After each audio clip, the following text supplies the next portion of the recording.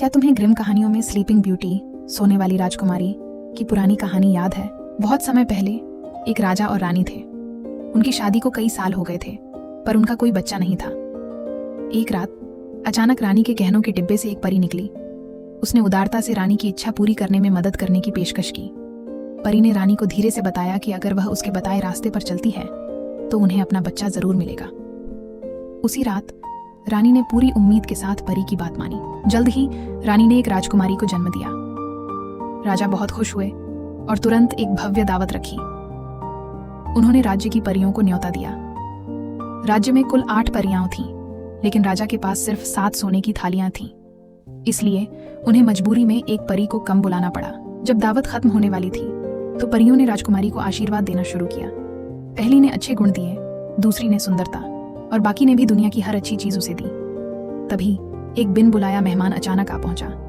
ये वही 8वीं परी थी जिसे न्योता नहीं मिला था। ये परी बहुत बुरी शैतान थी।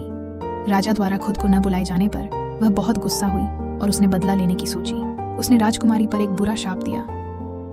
राजकुमारी 15 साल की उम्र में एक तकली चरखे से अपनी उंगली चुभाएगी और मर जाएगी। ये सुनते ही सभी लोग डर गए। शुक्र है कि आखिरी दयालु परी ने अभी तक अपना उपहार नहीं दिया था।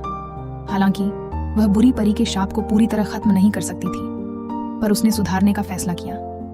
उसने कहा कि राजकुमारी मरेगी नहीं, बल्कि 100 साल की लंबी नींद में चली जाएगी। केवल एक सुंदर और नेक राजकुमार ही आकर अपने सच्चे प्यार के चुंबन से उसे जगाकर नया जीवन दे सकता है। अपनी बेटी को बुरे भविष्य से बचाने के लिए राजा ने राज्य की सभी तकलियों को नष्ट करने का आदेश दिया।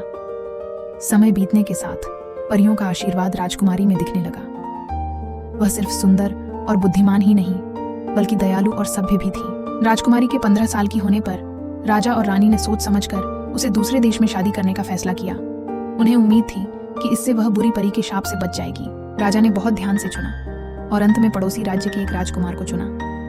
राजकुमारी ने पिता पर भरोसा करते हुए, मन में डर होते हुए भी शादी के लिए हाँ कर दी। शादी के दिन राजकुमारी ने मीनार की खिड़की से नीचे झांका और पहली बार अपने होने वाले पति को देखा।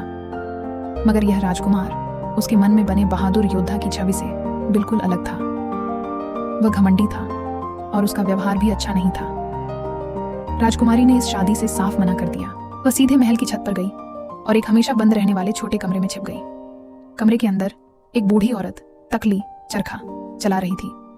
राजकुमारी ने ऐसी चीज पहले कभी नहीं देखी थी और वह जिज्ञासा से भर गई। वह आगे बढ़ी और खुद कोशिश करना चाहा। जैसे ही उसकी उंगली तकली से छुई, वह तुरंत बेहोश हो गई। बुरी परी का शाप सच हो गया और वह बूढ़ी औरत असल में बुरी परी ही थी। हालांकि राजकुमारी सिर्फ एक गहरी नींद, सपनों की दुनिया में गई थी, पर राजा और रानी बहुत चिंतित थे। 100 साल बाद वे दोनों जिंदा नहीं रहेंगे। दयालु परी ने सलाह दी कि पूरा महल राजकुमारी के साथ हमेशा की नींद में चला जाए। उसने जादू किया और महल में समय उसी पल रुक गया। यहां तक कि राजा और रानी भी धीरे धीरे सो गए। बुरी परी ने हार नहीं मानी। राजकुमारी को सच्चे प्यार के चुंबन से बचाव मिलने से रोकने के लिए उसने जादू से महल के चारों ओर नुकीली झाड़ियां लगा दी। इससे पूरा महल कसकर बंद हो गया। अगले कई दशकों तक कई राजकुमार ने राजकुमारी को बचाने की कोशिश की, पर सब नाकाम रहे। बहुत साल बाद जंगल में काम कर रहे एक लकड़हारे को 2 यात्री मिले, एक साधारण सा राजकुमार और उसका सुंदर सेवक। समय बिताने के लिए लकड़हारे ने उन्हें शापित राजकुमारी की कहानी सुनाई। हैरानी की बात यह थी कि सेवक ने राजकुमारी की कहानी में बहुत दिलचस्पी दिखाई। तब सेवक ने सच्चाई बताई। दरअसल वही असली राजकुमार था। उसने बताया कि कुछ समय पहले उसने सपनों में एक दयालु और सुंदर राजकुमारी को देखा था।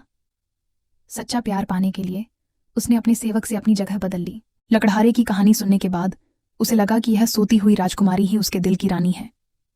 उसने लकड़हारे की कुल्हाड़ी ली और सोते हुए महल को ढूंढ लिया। महल की रक्षा करने वाला एक बुरा दैत्य राजकुमार के रास्ते में आ गया। राजकुमार डरा नहीं, बल्कि बहादुरी से लड़ा और दैत्य को मार डाला। इसके बाद राजकुमार ने समय रुके हुए इस महल में कदम रखा। वह राजकुमारी के बिस्तर के पास पहुंचा। उसने धीरे से कहा, तुम इतनी सुंदर और अच्छी हो, क्या मैं सच में तुम्हें जगाने लायक हूं? उसकी बात पूरी भी नहीं हुई थी कि वह खुद को राजकुमारी के होंठों पर चुंबन करने से रोक नहीं पाया। तभी चमत्कार हुआ। राजकुमारी ने धीरे से अपनी आंखें खोली। उसने नींद में राजकुमार के प्यार भरे शब्द सुने थे, इसलिए उसने खुशी खुशी राजकुमार का प्यार स्वीकार कर लिया। शाप खत्म होते ही पूरा महल भी जाग उठा। सब कुछ वैसा ही हो गया जैसा पहले था।